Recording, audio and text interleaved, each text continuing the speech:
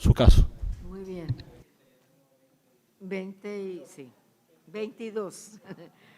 Bueno, vamos a dar por iniciada esta audiencia con la que concluimos la sesión de este día y reiterándole nuevamente nuestros saludos a la representación de la sociedad civil que nos acompaña, de Venezuela, que nos acompaña en esta importante audiencia que nos permite precisamente poder recabar de manera directa la situación que queremos calificar tal como corresponde. Es una emergencia frente a una crisis humanitaria que está viviendo Venezuela y que, como decía en la audiencia anterior, hemos tenido la oportunidad, un grupo de la Comisión Interamericana, de poder tener ese contacto con la problemática, el dolor y la grave situación de crisis humanitaria que vive particularmente esas familias, esos hombres, mujeres, niños, ancianos que vimos en la frontera con Cúcuta. Tal como se nos ha señalado el representante de la misión de Venezuela ante la OEA, ofrece entonces parte de sus minutos para la intervención de la sociedad civil. Vamos a darle de inmediato la palabra. Buenas tardes, distinguidos miembros de la Comisión Interamericana de Derechos Humanos y todos los presentes. Soy Ricardo Villalobos de la organización Aula Abierta y la Comisión de Derechos Humanos de la Facultad de Ciencias Jurídicas y Políticas de la Universidad del Zulia. En nombre de la sociedad civil venezolana, expresamos nuestra gratitud por continuar el monitoreo sobre la emergencia humanitaria y la situación de derechos humanos en Venezuela. Como lo ha reconocido la comunidad internacional, Venezuela experimenta una emergencia humanitaria compleja desde 2015, como producto de 2 décadas de socavamiento de las estructuras jurídicas, institucionales, económicas y sociales del país. En Venezuela no existen ya instituciones que puedan velar por los derechos de las personas y la sociedad se encuentra abatida por las consecuencias devastadoras de la emergencia en las condiciones de vida. Cerca del 90% de la población vive en pobreza y las desigualdades se han acentuado por la dolarización de facto de la economía. 32% se encuentra en inseguridad alimentaria y se ve obligada a implementar estrategias de sobrevivencia, incluyendo vender activos e intercambiar trabajo por comida, de acuerdo con el reciente estudio publicado por el Programa Mundial de Alimentos. Al respecto, la Comisión para los Derechos Humanos del Estado Zulia, por sus siglas CODES, determinó en su encuesta del 2019, aplicada en Maracaibo, la segunda ciudad más poblada de Venezuela, que alguna vez en los últimos 3 meses, por falta de dinero u otros recursos, 8 de cada 10 hogares reportó tanto preocupación porque los alimentos se acabaran como haberse quedado sin alimentos. Asimismo, en 8 de cada 10, los adultos dejaron de tener una alimentación saludable. Tuvieron alimentación basada en poca variedad de alimentos y comieron menos de lo que debían. En 3 de cada 4 dejaron de desayunar, almorzar o cenar. Y en 2 de cada 10 comieron solo una vez al día o dejaron de comer durante todo el día. Conforme a Civilis, Cáritas y otras organizaciones, la población ha perdido casi el 70% de los servicios de salud. La infraestructura de salud de Venezuela se ha deteriorado debido a la falta de suministros, medicamentos y equipos básicos. La encuesta nacional de hospitales de 2019 encontró una degradación de los servicios y el equipamiento de diagnóstico y tratamiento en más del 85% de los establecimientos. La Federación Farmacéutica de Venezuela ha informado que la escasez de medicamentos esenciales aumentó del 55% en 2014 al 85% en 2018. Las mejoras recientes en abastecimiento han sido cubiertas por importaciones privadas y han quedado fuera del alcance económico de la población más necesitada debido a la dolarización. En esta línea, gremios profesionales de la salud estimaban que para el 2019 aproximadamente 1/3 de los profesionales de la salud han emigrado de Venezuela. lo que ha deteriorado aún más la prestación del servicio. En este sentido, Aula Abierta ha documentado que los posgrados de la Universidad del Zulia en cirugía torácica, cardiovascular, pediátrica, unidad de cuidados intensivos de adultos y pediátrica, para el año 2017 presentaba una matrícula de solo 5 cursantes por media, y de ese número un 50% de los egresados emigró. Para el 2019, la media de estudiantes de estos posgrados es de 4 estudiantes por media, y la intención de emigrar en cada uno es alarmante. El 100% de los encuestados manifestó voluntad de emigrar luego de terminar sus estudios universitarios. Como una referencia, podemos mencionar que en 2018, de 800 médicos graduados en la Universidad del Zulia, 600 migraron, según cifras del Colegio de Médicos del Estado Zulia.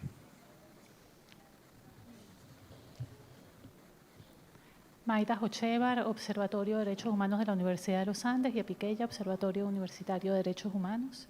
Emergencia en salud y en educación en salud en la región andina. La situación del Hospital Universitario de los Andes. El Hospital Universitario de los Andes es el principal hospital público que sirve a los habitantes de 5 estados de la región occidental de Venezuela. De ser uno de los más importantes y especializados, hoy se encuentra cercado presupuestariamente sin posibilidad de prestar una adecuada asistencia en salud. El deterioro del equipamiento médico y la falta de insumos ha forzado la paralización de 18 programas asistenciales, lo que representa más del 90% de sus servicios. Desde el año 2009 no cuenta con equipo de resonancia magnética y ningún otro centro asistencial público del Estado Mérida dispone de dicho equipo. Desde el año 2014 no funciona el equipo de tomografía. Solo hay un tomógrafo parcialmente operativo en un centro asistencial público en el Estado Mérida y no realizan estudios en niños ni estudios contrastados. Falla de equipos y reactivos han ocasionado el cierre total o parcial de los laboratorios. Unidades de cuidados críticos carecen de ventiladores. Pacientes tienen que ser ventilados con bolsas de resucitación por sus propios familiares debido a la escasez de equipos y de personal. El servicio de fórmulas lácteas para niños menores de 1 año está paralizado por falta de fórmulas. La capacidad hospitalaria ha disminuido en un 30% por falta de colchones. La mortalidad materna sigue en aumento. En 2018 hubo 14 muertes, mientras que el año siguiente la cifra ascendió a 19 muertes y casi el 60% de los recién nacidos desarrolló sepsis neonatal después del 5.º día de hospitalización. El presupuesto anual en 2018 no llega a los $8.000, lo que alcanzaba solo para cubrir un día de gastos de funcionamiento. Desde el 2019 el Ministerio de Salud no asigna presupuesto para gastos de funcionamiento y los familiares de los pacientes deben asumir todos los gastos, incluidos los de limpieza de baños, salas y quirófanos. Solo hay presupuesto para pago de nómina. El Estado suministra los insumos, suministro que los propios médicos califican de errático y escaso. Los medicamentos y materiales médico-quirúrgicos enviados no guardan relación con las necesidades del hospital y muchas veces están próximos a vencerse. En visita realizada el pasado 20 de febrero a la sala pediátrica, hallamos 12 pacientes, todos en estado crítico y 2 con riesgo de muerte. Una de ellas, una niña de 5 años proveniente del estado Zulia, afectada por VIH, y el otro, un adolescente de 14 años que tiene insuficiencia renal. Se requiere hacerle una biopsia cuyo costo es de $300 y los padres no pueden cubrirlo y necesita un trasplante renal que en el país están suspendidos. Ayer nos informaron que su salud seguía empeorando y que había tenido convulsiones. De los 12 pacientes infantiles, 2 tenían tuberculosis y 3 niñas presentaban severa desnutrición. En ningún caso los padres podían cubrir los costos de sus tratamientos. Ahora la situación se ha agravado en vista de que la mayor parte de las transacciones comerciales en Venezuela se están haciendo en dólares, de manera que los pacientes y sus familiares tienen otra dificultad añadida.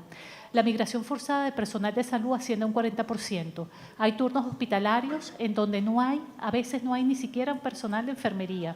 La migración forzada de personal médico altamente calificado ha provocado el cierre de programas de atención tales como cardiología intervencionista, infectología de adultos, cirugía plástica reconstructiva y gastroenterología pediátrica.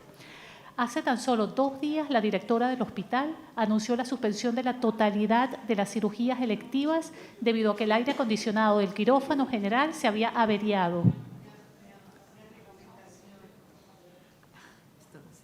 Una recomendación para poder garantizar la interpretación. Los intérpretes no alcanzan por favor, un poquito más despacio para poder llevar la traducción. Sí. tiempo nos obliga un exacto, poquito pero a... no se angustie por eso. Vale, muchas gracias. La migración forzada de personal médico altamente calificado ha provocado el cierre de programas de atención, tales como cardiología intervencionista, infectología de adultos, cirugía plástica reconstructiva y gastroenterología pediátrica. Hace tan solo 2 días, la directora del hospital anunció la suspensión de la totalidad de las cirugías electivas, debido a que el aire acondicionado del quirófano general se había averiado, afectándose a más de 250 pacientes. Para casos de emergencia solo funciona un quirófano. El Hospital Universitario de los Andes es también un centro de docencia e investigación que ofrece estudios de pregrado y 30 posgrados en áreas de medicina, enfermería y nutrición. Las actividades académicas que se realizan en el hospital se han visto afectadas por carencia de salones, laboratorios de investigación, instrumentos de medición, reactivos de laboratorio y acceso a Internet.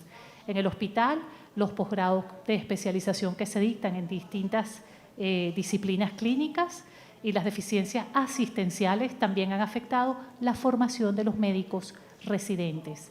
De esta manera, como lo hemos expuesto, el futuro a mediano y largo plazo de la atención médico-sanitaria en el país se encuentra comprometido. Muchas gracias. Miguel Barone, Coordinador Nacional de Gritemos con Brío y Secretario de Asuntos Nacionales de la FCU-UCB. La emergencia humanitaria compleja que azota el país se refleja en la Universidad Venezolana. Con intención de acabar con el libre pensamiento y la proliferación de nuevos conocimientos, se convirtió en política de Estado el acoso constante a las universidades, traducidas continuamente en asignaciones presupuestarias insuficientes o que no corresponden a los requerimientos necesarios para el funcionamiento mínimo de las universidades. Para el año 2020, el Ministerio de Educación Universitaria del Gobierno de facto solo aprobó el 1% de lo que solicitó cada una de las universidades autónomas del país para su funcionamiento. A partir de esta asfixia presupuestaria agravada por el contexto general que atraviesa Venezuela, la vida del estudiante universitario se ha vuelto casi insostenible. Como consecuencia de la falta de presupuesto para mantener un departamento interno de seguridad con las herramientas para cumplir su labor, la inseguridad en el recinto universitario ha proliferado y las principales casas de estudio nacionales denuncian diariamente episodios de robos de bienes de las instituciones e incluso a los miembros de nuestra comunidad. A destacar el caso de nuestro compañero Gerardo Ledesma, quien fue asesinado en noviembre de 2019 dentro del recinto universitario de la Universidad de Oriente, al ser víctima de un robo por 2 delincuentes armados. No solo la inseguridad nos afecta, existe una crisis en los servicios estudiantiles inducidos por el Estado venezolano. El servicio de transporte estudiantil en las principales casas de estudio es casi inexistente. Según Aula Abierta, se estima que solo existen para el momento 25 unidades de transporte operativas a nivel nacional para movilizar aproximadamente a 124.000 estudiantes pertenecientes a la Universidad Central de Venezuela, la Universidad de los Andes, la Universidad del Zulia y la Universidad de Oriente, las cuales son las principales universidades autónomas del país. Ante el contexto general de desnutrición y la inseguridad alimentaria inducida por el Estado venezolano, los estudiantes universitarios ya no podemos encontrar un alivio en el servicio del comedor estudiantil. El Ministerio de Educación Universitaria centraliza el suministro de insumos y otros elementos necesarios para el funcionamiento de los comedores, registrándose como regla la ausencia del suministro de estos insumos a las universidades en periodos que ascienden hasta los 8 meses en muchos casos. Lamentablemente, en las oportunidades donde se cuenta con la prestación del servicio, los platos ofrecidos no alcanzan a satisfacer siquiera 700 calorías, mientras que un estudiante masculino o femenino con edad comprendida entre los 18 y 35 años de edad requiere consumir al menos 2.300 calorías diarias. Por si fuera poco, el gobierno de facto asigna 70.000 bolívares por concepto de becas estudiantiles, es decir, menos de $1 mensual para apoyar al transporte, comida y herramientas necesarias para nuestros estudios universitarios. Debo denunciar que en múltiples ocasiones han transcurrido meses sin que liquiden el monto correspondiente por las becas a los estudiantes. Y la pregunta que se hacen muchos de mis compañeros es, ¿qué puedo hacer como estudiante universitario con una beca de menos de $1 en un país sumergido en una emergencia humanitaria compleja? ¿Cómo puedo continuar mi formación y aportar al desarrollo de mi país? La problemática descrita ha llevado al joven venezolano a pensar que la oportunidad de formarse ya pasó y ha generado un fenómeno de deserción estudiantil nunca visto en nuestro país. Según una data proporcionada por Secretaría de la Universidad Central de Venezuela, esta casa de estudios para el año 2018 ya presentaba tasas de deserción que en algunos casos rondaba el 40%. Destaca el caso de la Escuela de Estudios Políticos, que vio reducida su matrícula estudiantil de 1.200 estudiantes en 2015 a solo 350 para el año 2020. Esto también se observa por su parte en el resto de las universidades autónomas del país. El actual gobierno de facto ha sido el responsable de inducir esta crisis en nuestras casas de estudio y en la vida de nuestros jóvenes. Sin embargo, quiero culminar mi intervención asegurando que desde el movimiento estudiantil continuaremos luchando por los derechos de nuestra comunidad y el restablecimiento de la democracia en nuestro país. A continuación vamos a proyectar el video de Juan Ángel de Gobella de Conserven. De acuerdo a la Ley de Educación, la educación especial es una modalidad para las personas que requieren adaptaciones curriculares para responder a las exigencias académicas. El Ministerio implementó la transformación de la educación especial para integrar estudiantes con discapacidad al sistema educativo regular. No se contó con la previa preparación para las familias ni profesionales en el área. Tampoco cumplió con las metas de escolarizar a casi 90.000 niños y adolescentes con discapacidad. Un estudio de Conserven dice que el 10% de las personas sordas no saben leer y el 73% lee poco. Sosiven registró 283 personas con sordoceguera que no cuentan con atención educativa. Otro estudio señala que el 41% de las personas con discapacidad no saben leer y el 40% no sabe escribir.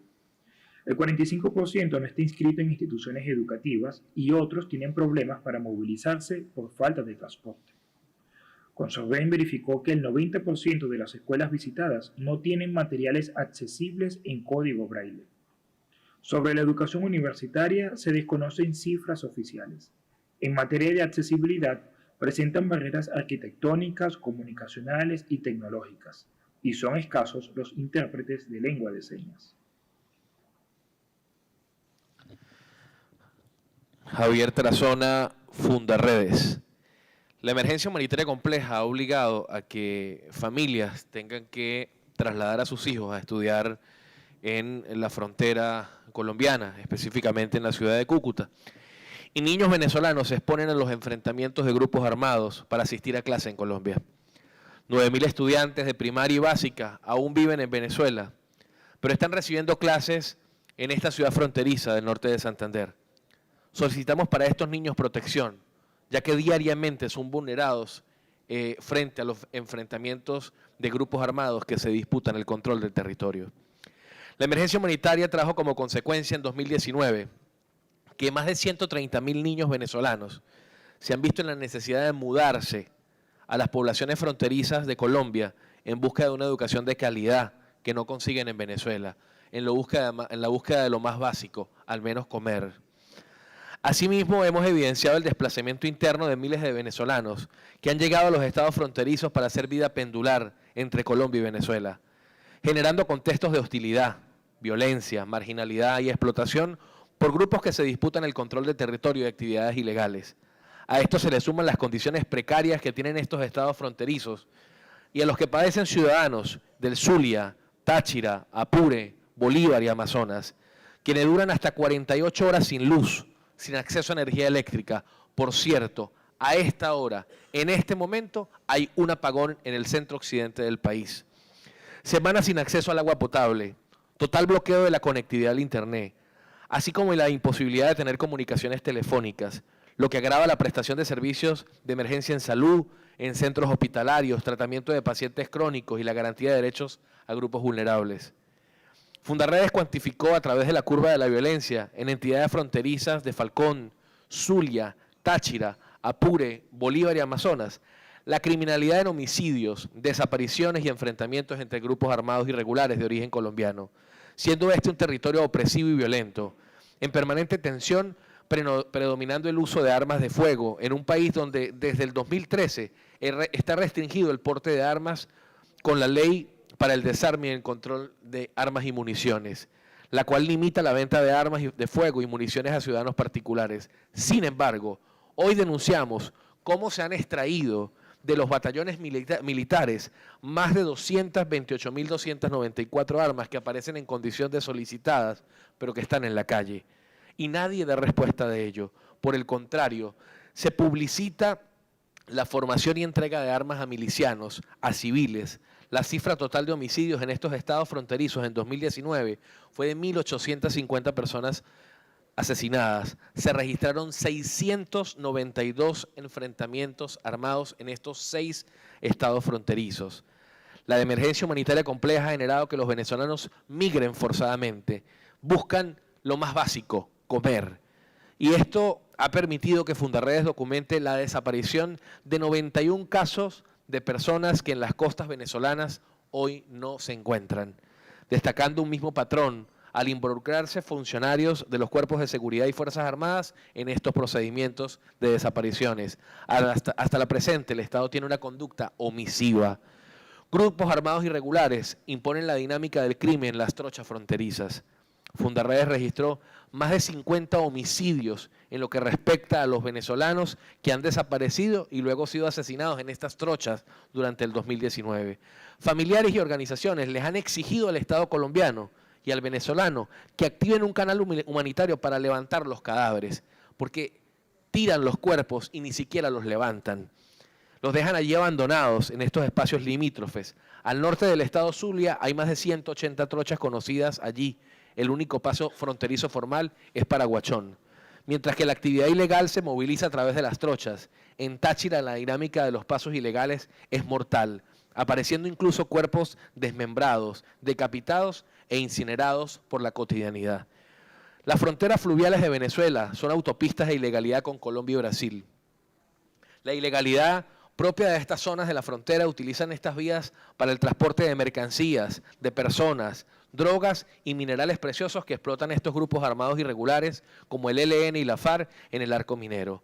Los principales cuerpos fluviales utilizados por dichos grupos armados, organizaciones paramilitares y bandas criminales son la cuenta de espacios como la cuenca lagunar Maravina, la hidrografía del río Catatumbo, comunes para el departamento del norte de Santander y Colombia, y el estado Zulia, junto a importantes tramos del río Táchira que separan el departamento del norte de Santander en Colombia y el estado Táchira en Venezuela, así como los ríos Arauca, Meta y Orinoco, límites entre Colombia y Venezuela, desde el llano hasta la Amazonía y el río Negro que establece la frontera entre Brasil y Venezuela.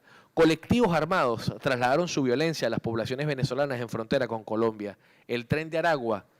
Colectivos del pueblo realizan acciones intimidatorias junto a grupos armados de origen colombiano con quienes se disputan el control de los pasos ilegales y territorio fronterizo, marcando las casas de activistas y dirigentes sociales que manifiestan rechazo a las políticas de quienes hoy ostentan el poder, teniendo como víctimas incluso a estudiantes de la Universidad de los Andes del Táchira, el caso de José Gregorio Pérez Pérez en la UPEL de Rubio, el caso del joven Eduardo José Marrero y Luigi Ángel Guerrero asesinados en el centro de San Cristóbal el 23 de enero de 2019, como una política de intimidación que se impone por estas organizaciones criminales, llamadas también colectivos, y que hoy se juegan la vida de los ciudadanos. Hoy, a esta hora, está en juego la vida de un periodista, Jesús Vázquez, amenazado de muerte por el ELN y los sindicatos mineros del Estado Bolívar, por hacer visible la actuación de estos grupos en el arco minero. El contexto descrito se agrava por la crisis de los servicios públicos básicos en el país. El 7 de marzo de 2019, la población venezolana fue sometida a uno de los episodios más oscuros de nuestra historia. Un colapso general en la central de generación ocasionó la pérdida total del servicio de electricidad en los 23 estados que conforman la República de Venezuela, prolongándose durante al menos 5 días continuos para la totalidad del país y al menos 12 días continuos para algunas regiones de Venezuela, como por ejemplo el estado Zulia, donde yo vivo. Según expertos consultados por Aula Abierta, en Venezuela existe una capacidad instalada de 35.000 megavoltios, pero en la actualidad no se genera ni el 40%. Es decir, menos de 12.000 voltios. Para esta parte de esta problemática tiende a haber perdido entre el 50 y 60% del personal calificado con el que contaba la empresa estatal que controla la prestación del servicio de electricidad y el deterioro de las máquinas que operativizan la prestación del servicio. Teniendo en cuenta que en Venezuela, según el último censo conocido, somos alrededor de 31 millones de personas y teniendo en cuenta la migración forzada que se estima en más de 4 millones de personas, al menos 26 millones de personas padecen los terribles efectos de esta problemática. El agua potable es otro de los servicios públicos inmersos en la crisis. Según expertos consultados por Aula Abierta, más del 80% de la población en las entidades federales no recibe el servicio de agua potable regularmente. Es decir, lo reciben una vez cada 3 días o una vez cada 5 días en algunos casos. Una de las zonas más dramáticas es la Guajira venezolana, al norte del estado Zulia, y la península de Paraguaná en el estado Falcón, donde habitantes han denunciado pasar 40 días continuos sin recibir el servicio de agua potable y Cuando lo reciben, regularmente ha sido por escasos periodos de 4 horas. También existe una problemática relacionada con el manejo de los desechos sólidos en múltiples ciudades de Venezuela, especialmente en Maracaibo. Según el director de gestión urbana de la alcaldía de Maracaibo, en la actualidad solo se cuenta con 40 vehículos para la recolección de desechos sólidos en la ciudad, pero un 25% de las unidades está paralizada por falta de mantenimiento. Por otra parte, el vertedero La Ciénaga de la ciudad de Maracaibo está desprovisto de infraestructura para el tratamiento de lixiviado y gases metano. No cuenta con infraestructura vial ni celdas de disposición final, ocasionando un colapso del servicio y existencia de desechos sólidos en comunidades y avenidas principales de la ciudad, generando un contexto insalubre que funge de agravante ante la falta de otros servicios básicos, como por ejemplo el agua potable. Trabajadores del sector universitario y profesionales del sector público de telecomunicaciones, de salud, entre otros, han manifestado que ante toda esta situación que hemos descrito en esta audiencia, tienen que lidiar con vivir en una condición de extrema pobreza. Han denunciado la violación del Estado venezolano de las convenciones colectivas y normativa general del trabajo.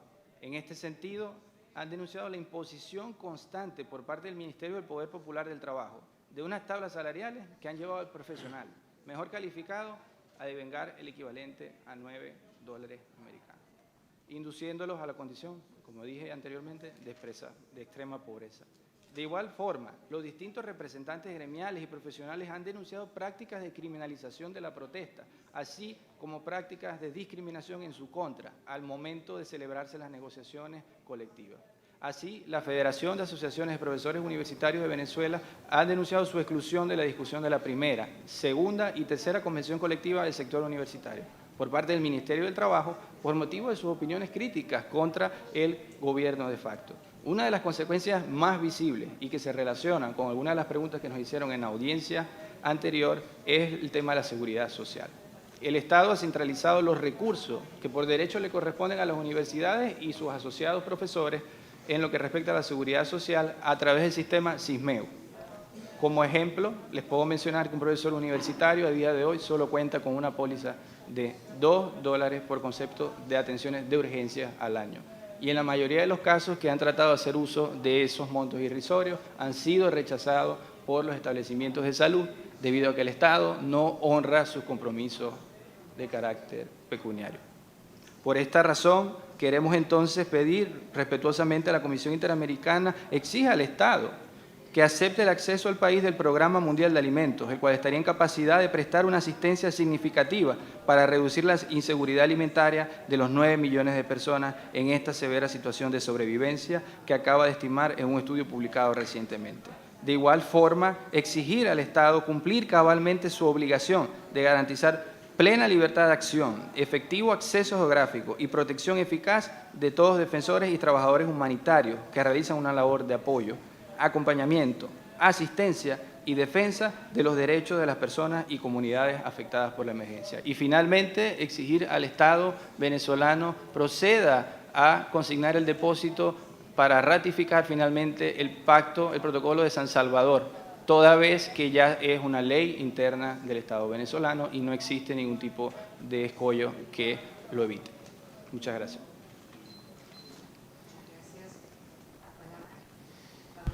Rafael Castillo, representante del Estado venezolano.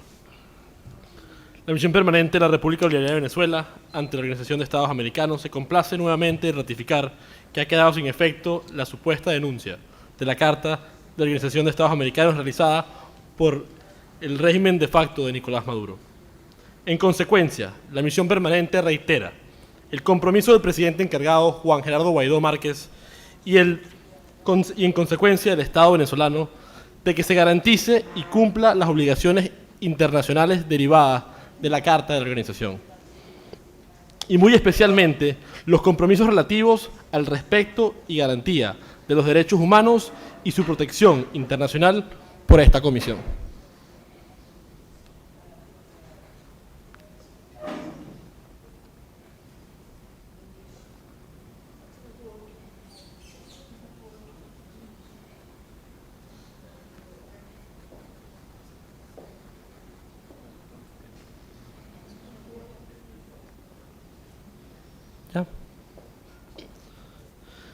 A partir del 10 de enero del 2019, el señor Nicolás Maduro se encuentra usurpando, de hecho, la presidencia de la República Bolivariana.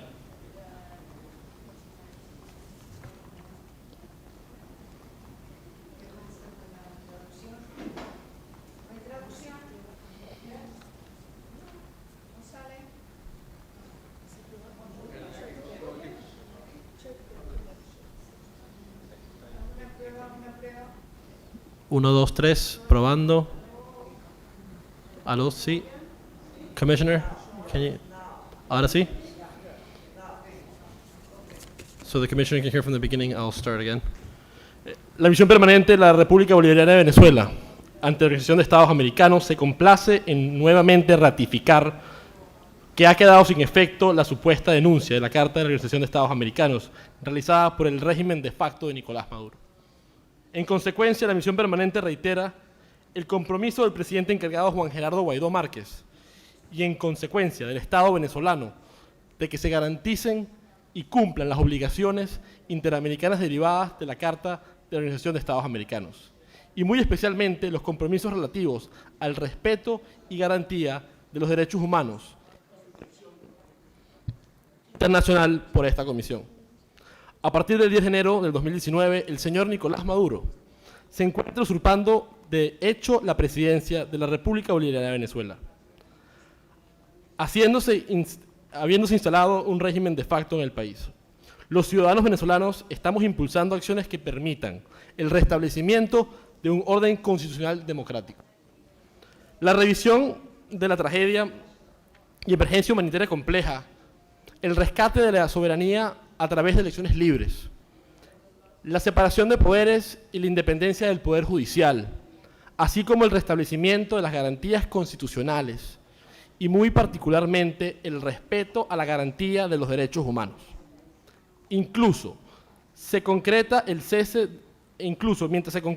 de dicha usurpación, la violación de derechos humanos que hayan sido o sean cometidas en Venezuela no alterarán el deber del Estado venezolano de prevenir, investigar, sancionar y reparar integralmente tales violaciones. Asimismo, el hecho que en este momento exista un régimen de facto en Venezuela no exime de responsabilidades a los funcionarios públicos que irrespeten por acción u omisión los derechos humanos, quienes además comprometen su responsabilidad penal, civil y administrativa según el caso, sin que les sirva de excusa órdenes superiores. Por consiguiente, siendo Venezuela un Estado parte de la Carta de la OEA, con todos los derechos y obligaciones, la misión permanente de la República Bolivariana de Venezuela ante la OEA ratifica que el Estado de Venezuela debe cumplir sus obligaciones ante cualquier violación de los derechos humanos que ocurran bajo la jurisdicción venezolana y continúa exigiendo su respeto y garantía incluso ante el régimen de facto y ante cualquier funcionario público que sea parte del aparato del Estado. En este sentido, solicitamos que esta Comisión Interamericana de Derechos Humanos continúe ejerciendo todas sus competencias conforme a la Carta de la Organización de Estados Americanos, la Declaración Americana de Derechos Humanos y Deberes del Hombre, así como sus estatutos y reglamentos. La misión permanente de la República Bolivariana de Venezuela ante la Organización de Estados Americanos quiere aprovechar esta audiencia para enviar un mensaje a las víctimas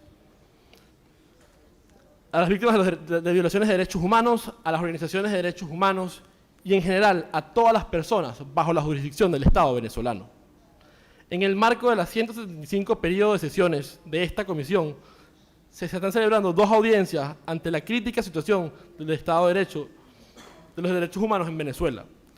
En tal sentido, la posición del presidente Juan Gerardo Guaidó Márquez y la Asamblea Nacional es la de estar presentes para ratificar la voluntad que debe tener el Estado venezolano de representar y garantizar los derechos humanos. Tomando debida nota de todos los hechos y denuncias, asumiendo el compromiso de mantener al tanto para realizar cualquier diligencia que sea posible.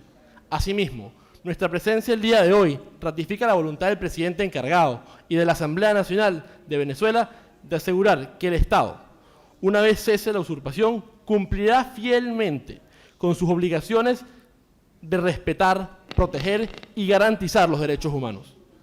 Mientras se concrete el cese de la usurpación, la posición del presidente encargado en la Asamblea Nacional de hacer cumplir las obligaciones internacionales del Estado de prevención, investigación, sanción y reparación integral se encuentran seriamente limitadas. Sin embargo, desde ya existe la voluntad de promover la protección y la defensa de los derechos humanos.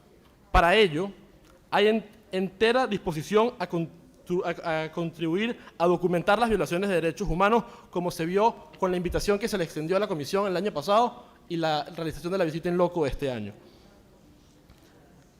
Para que ellos puedan sostener un diálogo permanente con las víctimas y las organizaciones nacionales e internacionales, así como los órganos de protección internacional, tanto en el sistema interamericano como en las organizaciones de Naciones Unidas. Por eso, en la búsqueda de la unidad de todos los pedidos y los esfuerzos de respuesta, los invitamos para que se unan a nosotros este 10 de marzo, cuando vayamos a introducir el pliego nacional de conflictos a la Asamblea Nacional, donde todos los sectores del país llevarán sus denuncias a nuestra Asamblea Nacional y el presidente encargado. Finalmente, el Estado venezolano buscará ratificar todos los instrumentos interamericanos y universales de protección de los derechos humanos, con el objetivo de fortalecer los sistemas interamericanos y universales de protección para cumplir con sus obligaciones de garantizar a todas las personas, conforme al principio de progresividad y sin discriminación alguna, el goce y ejercicio irrenunciable, indivisible e interdependientes de sus derechos humanos. Hacemos propicia esta audiencia para agradecer a la Comisión Interamericana de los Derechos Humanos la promoción de la observación y la defensa de los derechos humanos en Venezuela y ratificar muy especialmente a las víctimas, organismos de derechos humanos, nuestra voluntad de trabajar conjuntamente para lograr garantizar a todas las personas la protección de sus derechos, sus libertades y poder crear así las circunstancias. Esto, llevas 10 minutos. Muy bien. Una idea para cerrar, por favor. One paragraph. Una idea. Con esto en mente, en relación a la crisis de los servicios públicos, la presentación de los servicios públicos básicos en Venezuela, el gobierno de la transición viene trabajando bajo la plataforma del Plan País, una serie de programas para poder atender las denuncias que tan elocuentemente han planteado y poder cumplir la obligación del Estado de proteger y garantizar de manera efectiva que todas las personas, sin discriminación alguna, tengan servicios de calidad. Queremos ratificar el interés de la misión de Venezuela en colaborar activamente con la Comisión Interamericana de Derechos Humanos, no de forma de retaliación contra el gobierno, sino en base en la protección de los derechos humanos de Venezuela de manera permanente, mirando hacia el futuro de todas las acciones. Gracias. Bueno, te disculpe, pero en el cruce, entonces lo que vamos a hacer es que tenemos que cortar la intervención final de ustedes. Le voy a dar la palabra a la comisionada Margaret. Vas a It works? Yes. I know we're rushed for time, but so I'm just going to concentrate on one of my rapporteurships. The rapporteurship on women, I've received lots of information on it and keep receiving. It's a horrendous situation, and we are well aware of that, and something has to be done very quickly. In relation to Afro-Venezuelans, I have hardly any information. And in my view, I wonder that if the majority of the population in Venezuela is suffering as it is, what is the state and condition of Afro-Venezuelans? What's their situation like? And it will assist me a great deal in my rapporteurship if you have some information about that. And indigenous peoples, and other vulnerable groups historically discriminated against? What is the level of discrimination, racial discrimination against them? Because when people are in crisis and are struggling for survival, unfortunately, in some people, the good instincts come out. In others, the worst instincts come out. And I really am concerned about their situation. So if you have any information, please let me know, all of us know. Thank you. Gracias, comisionada. La relatora para DESCA, Soledad García. Gracias, Presidenta, con su venia. Agradeciendo mucho las informaciones recibidas y debo expresar que ciertamente... I just thank both sides for you. Gracias. Las informaciones recibidas. Creo importante expresar que esta audiencia toca el corazón de la Comisión, ¿verdad, Presidenta? Y de este mandato en particular. Creo que cada uno de los derechos que aborda el mandato está implicado en la audiencia. Y yo tenía algunas preguntas puntuales, pensando también, como terminaba usted, en la situación dramática del hoy y también del mañana de Venezuela. Han hablado de un incremento hasta el 90% de la pobreza. Si pudieran darnos alguna fuente sobre ese tema, ya que hasta donde el mandato conoce no hay un dato oficial al respecto. En relación con los DESCA en concreto, si bien esta situación que ustedes muy bien califican de emergencia humanitaria compleja, se corresponde también con un estado de violaciones complejas de los derechos humanos en su indivisibilidad. Hablando de DESCA, ustedes saben que hay dos obligaciones que los estados asumen, tanto una obligación de progresividad, y en ese sentido yo quisiera saber si ustedes tienen datos sobre los recursos disponibles y cómo se están destinando, o si no tienen esta información, ¿por qué pudieran explicarme no existe o no la tienen? Y por otro lado, en cuanto a la obligación de no discriminación, que es una obligación inmediata, que no se corresponde con la progresividad, yo me preguntaba si hay un 90% de personas viviendo en pobreza o extrema pobreza, el otro 10%, o cuáles son los grupos que están en condición de especial ventaja y por qué, ¿no?, en relación con quienes más sufren en Venezuela. Y finalmente, ustedes dos cositas más, se han referido a algo muy importante que no suele estar relevado en las audiencias por la crítica situación de Venezuela, que es la cuestión medioambiental.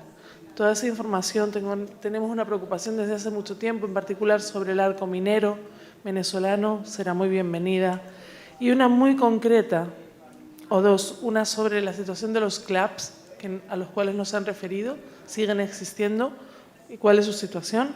Y si hay alguna denuncia también en cuanto a la protección del personal de salud y personal médico, porque hemos recibido denuncias sobre el hostigamiento en contra de aquellos médicos, médicas que estarían denunciando esta situación, y nos preocupa realmente porque consideramos que están ahora mismo realizando un trabajo heroico. Además, gracias.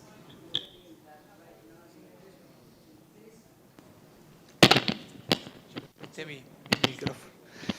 Bueno, gracias nuevamente.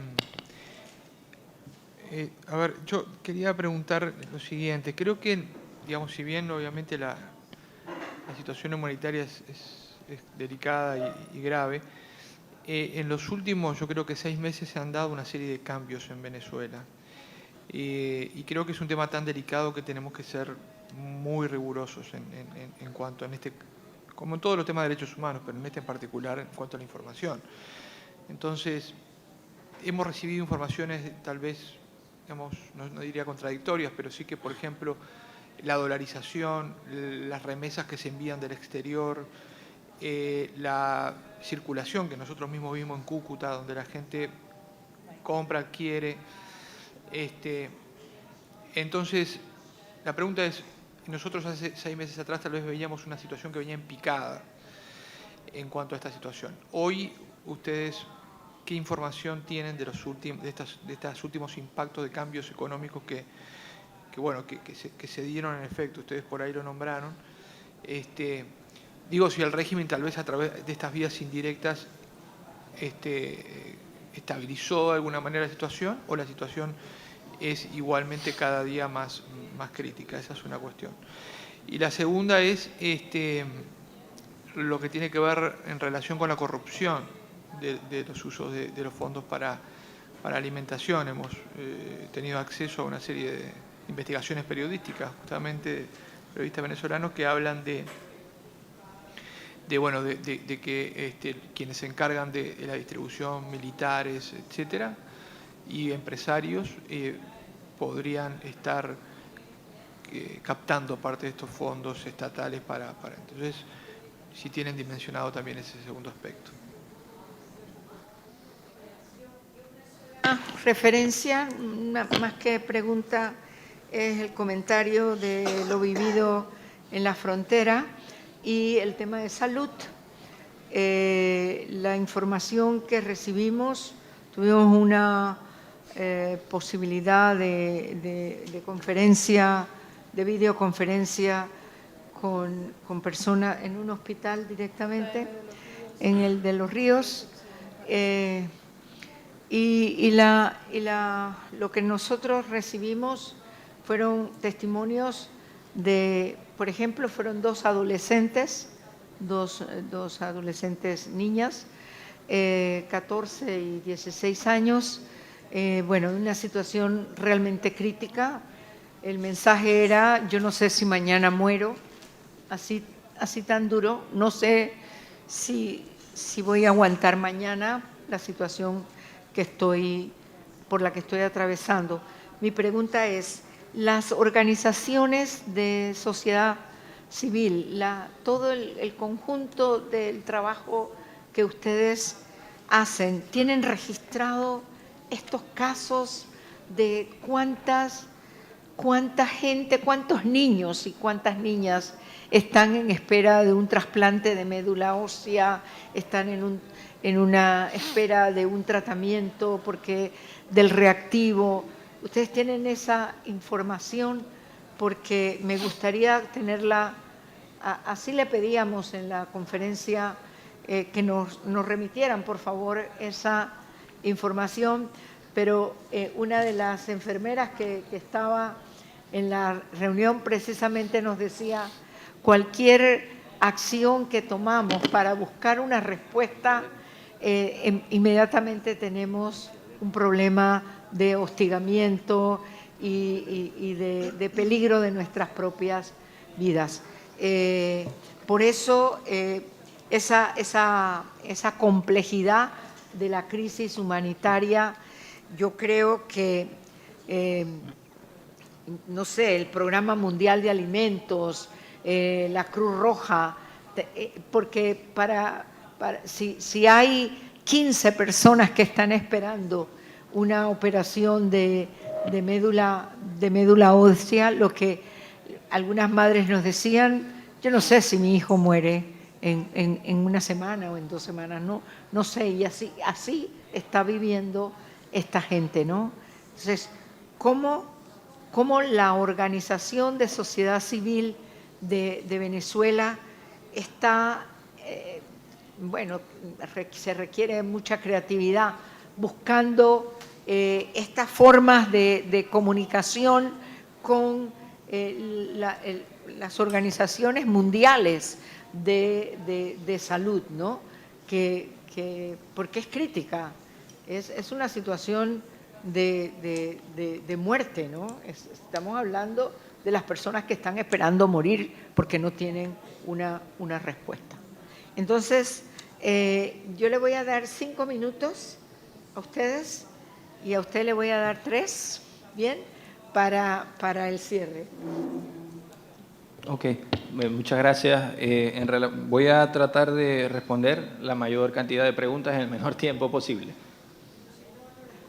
Sí, las podemos enviar por correo electrónico porque muchas ameritan leer información in extenso por la complejidad de lo que ustedes mismos han mencionado y que están totalmente en lo correcto.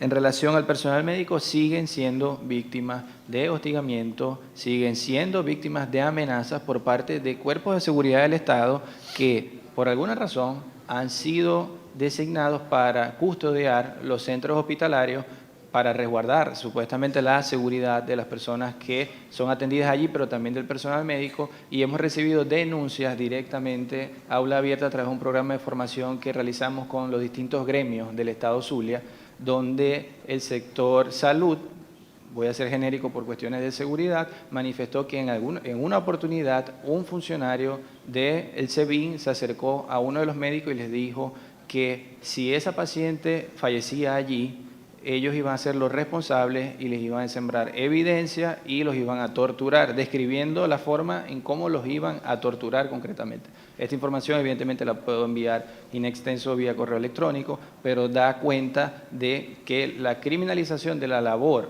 de la prestación del servicio de salud para los profesionales está siendo criminalizado y están siendo utilizados como los enemigos. Es decir, el problema que está atravesando el sistema de salud está siendo, digamos, atribuido a los médicos y no a las deficiencias que sabemos existen desde la política del Estado. Tanto es así que desde el año 2017 al 2018 pudimos documentar que en al menos 2 oportunidades médicos o profesionales de la salud fueron amenazados, fueron detenidos momentáneamente, incluso procesados, donde se les acusó de haber sustraído medicamentos del hospital cuando realmente ellos estaban llevando medicamentos para poder satisfacer las necesidades que sabemos que allí se encuentran, porque ni siquiera tenemos alcohol en los hospitales para poder atender a los pacientes. Entonces, esa es la situación en relación a los profesionales de la salud, desgraciadamente. En relación al acceso a la información de cómo se está usando los recursos del Estado, puedo decir también de primera mano de testimonio que Aula Abierta interpuso un recurso de acceso a la información pública ante el Ministerio de Educación Superior en su oficina de la OPSU, justamente preguntando qué están haciendo con el recurso, con el dinero de la República, qué está pasando con la asignación de las universidades autónomas y qué está pasando con la asignación de este sistema paralelo que la profesora Mayda puede ahondar, y la respuesta del Ministerio fue silencio. 1 año y medio hemos estado impulsando este procedimiento y no hemos recibido respuesta alguna por parte de los funcionarios, lo que da cuenta evidentemente que es una política de Estado el ocultar las cifras oficiales en relación a todos y cada uno de los asuntos que son de interés público de la sociedad. En relación al 90%, relatora Soledad, es de un reciente estudio del Programa Mundial de Alimentos que le voy a hacer llegar vía correo electrónico, porque sé que esas cifras son alarmantes y en algunos casos son increíbles, como por ejemplo que un profesor de más alto escalafón, 15 años de docencia, publicaciones, doctorado, tenga un salario de $9–10 mensuales. Sabemos que es difícil de creer, pero también me gustaría agregar que en Venezuela la comunidad de trabajadores públicos es cuantiosa. Son más de 2 millones de trabajadores de los distintos sectores y más de 2 millones de trabajadores reciben máximo $9 mensuales. Quiere decir que más de 2 millones de personas profesionales están en condición de pobreza extrema según los estándares de Naciones Unidas.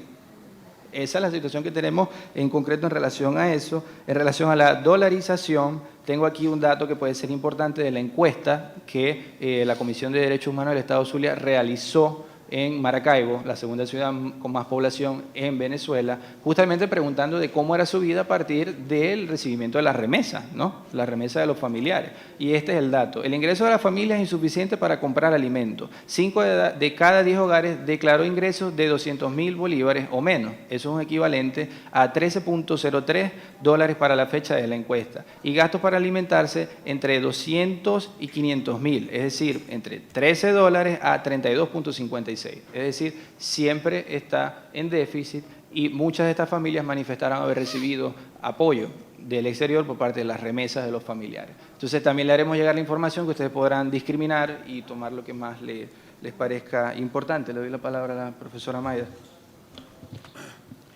Sí, bueno, tenemos con respecto a la documentación de la población afrodescendiente en Venezuela, de casos de discriminación, etcétera, de la situación. Bueno, cabe mencionar que el gobierno de facto, el gobierno de Hugo Chávez en 2007 promulgó una ley orgánica contra la discriminación por razones raciales, Sin embargo, hay que mencionar que no hay realmente una documentación en Venezuela, si bien sí la hay con respecto a violaciones a los derechos de los pueblos indígenas, no la hay con respecto a los derechos de los pueblos afrodescendientes, así como tampoco la hay seriamente sobre el caso de los derechos de las personas LGBT. Entonces, ciertamente es una materia pendiente. Con respecto a los niños y sobre todo los niños y niñas que están esperando tratamiento, hay organizaciones específicamente dedicadas como Prepara Familia y otras organizaciones dedicadas a la atención de la situación hospitalaria de los niños que tienen esos registros y que trataremos pues de que se los hagan llegar. Con respecto al ataque al personal médico, sí, efectivamente también en Mérida cabe mencionar que en el caso de las personas, los jóvenes que perdieron los ojos durante las protestas del 2017, cuando los médicos los estaban operando en los centros públicos, tenían alrededor policías y colectivos armados afuera en el quirófano, de alguna manera amedrentando con su presencia a los médicos. Bueno, hay otros casos que también, pues, como un informe, se los podremos hacer llegar. Creo que se me acabó el tiempo. Puntualmente, si me permiten segundos. Los pueblos indígenas, desde el año 2016, 5 de enero, les fue quitada la representación en la Asamblea Nacional. No tienen desde ese momento, a través del TSJ, representantes en el seno de la Asamblea Nacional. Sobre las cajas CLAP, se siguen repartiendo en algunas poblaciones con control político partidista y se incorpora el Ejército de Liberación Nacional, la guerrilla del ELN, a distribuir estas cajas CLAP, acción que hemos documentado desde Funda Redes. Rápido para poder responder a todas las preguntas. En relación al sur del Orinoco o el arco minero, le haremos llegar a la relatora García Muñoz el informe que se realizó desde el Comisionado para las Naciones Unidas. Pueblos indígenas y afrovenezolanos en Venezuela, literalmente todo el mundo está sufriendo. Por eso ratificamos la importancia de la comisión, el MESEBE, buscar financiamiento para poder comenzar. Santiago ha hecho un gran trabajo hasta ahora, pero Santiago solo no puede y las relatorías se ven muy cargadas con medidas cautelares, peticiones. La Corte, tenemos un gran retraso y queremos trabajar con ustedes, queremos buscar las medidas para ayudar. En relación, Presidenta, de las familiares, la semana pasada se aprobó en primera discusión un fondo especial para víctimas. Las vidas no pueden esperar. El cese de usurpación se está trabajando, se está haciendo todo lo posible, el presidente hace todo lo posible todos los días, pero sabemos que las víctimas que están en el JM de Los Ríos, en la Constitución Palacio, en cualquier hospital de Venezuela, no pueden esperar a que un dictador salga del poder, y por eso la Asamblea Nacional y el presidente encargado han creado este fondo para ayudar a esos casos críticos. Capaz no son todos, pero por lo menos es un primer paso para dar esa respuesta al tema de salud en Venezuela. Muchísimas gracias. Ha sido una sesión muy sensible. Hay una información muy valiosa que necesitamos tener para procesar. La comisión tiene un compromiso de un seguimiento continuo, así lo expresábamos. El hecho de no habérsenos permitido entrar, nuestro planteamiento fue ese. ¿Por qué no dejarnos entrar si lo que queremos es verificar que lo que se dice por parte del gobierno es cierto? Incluso yo señalaba esta oportunidad de poder, así se los dije a los oficiales que estaban en la frontera, porque mándenmele un mensaje al señor Maduro que quisiera hablar con él para escuchar lo que él dice que es la situación por la que está atravesando Venezuela,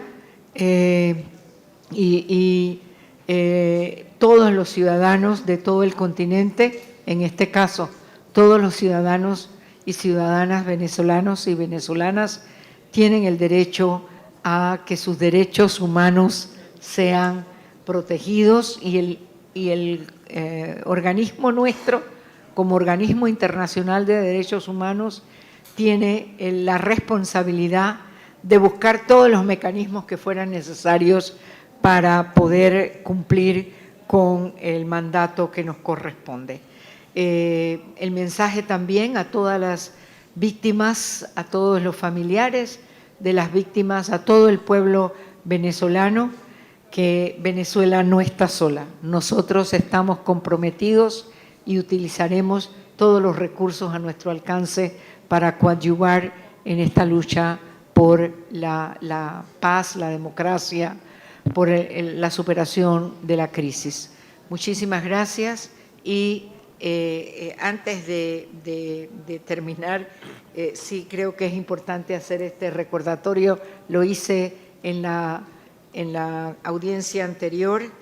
Nuestro llamado a las autoridades de Venezuela que no se pueden tomar ningún tipo de represalias contra quienes están en la defensa de los derechos humanos, con la participación de los que hacen un tremendo esfuerzo para llegar a nuestras audiencias y que de darse una situación, por favor, hacer una comunicación directa y de inmediato a la comisión para tomar las medidas de protección correspondientes.